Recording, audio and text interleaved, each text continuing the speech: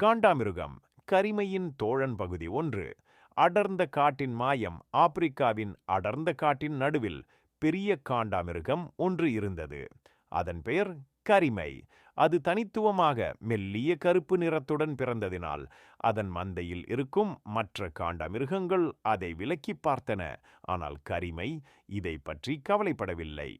அது காட்டில் இருக்கும் ஒவ்வொரு விலங்கையும் நண்பர்களாக கருதியது.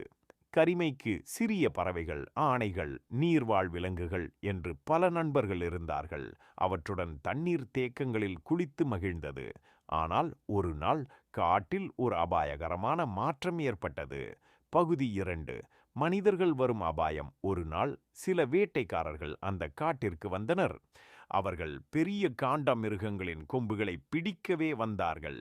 கரிமை மற்ற காண்டாமிருகங்களை எச்சரிக்க முயன்றது. ஆனால் பலர் அதை நம்பவில்லை. மனிதர்கள் எங்களால் என்ன செய்ய முடியும் என அந்த மந்தையின் தலைவன் கேட்டான். கரிமை வேட்டைக்காரர்களின் பயங்கர தந்திரங்களை அறிந்திருந்தது. எனவே அது தனது நண்பர்களான சிறிய பறவைகள் மற்றும் ஆமை குட்டிகளை அழைத்து ஆலோசனை கேட்டது.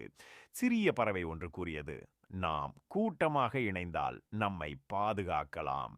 பகுதி 3. வீர தீர நடவடிக்கை. அன்று இரவு கரிமை அனைத்து விலங்குகளையும் ஒன்றாகச் சேர்த்தது. அவர்கள் ஒரு திட்டத்தை வகுத்தனர். ஆனைகள் காட்டின் பாதைகளை மாற்றி வேட்டைக்காரர்களை மழுங்க வைத்தன. சிறிய பறவைகள் மேகத்தில் உயர்ந்து வேட்டைக்காரர்களின் இருப்பிடத்தை கண்காணித்தன.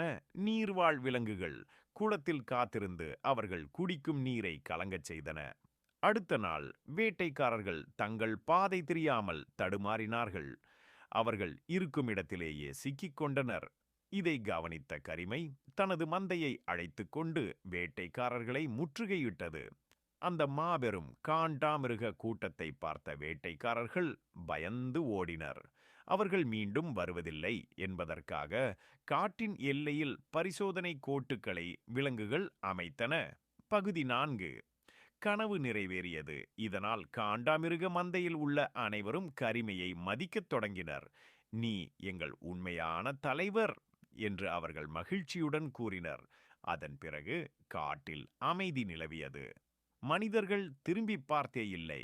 கரிமை மற்றும் அதன் நண்பர்கள் காட்டில் மகிழ்ச்சியுடன் வாழ்ந்து வந்தனர். முற்றும். இந்த கதையின் மூலம் காண்டாமிருகங்களை பாதுகாக்க வேண்டிய முக்கியத்துவத்தையும் ஒற்றுமையுடன் செயல்பட்டால் எந்த அபாயத்தையும் சமாளிக்கலாம் என்பதையும் நாம் புரிந்து கொள்ளலாம்.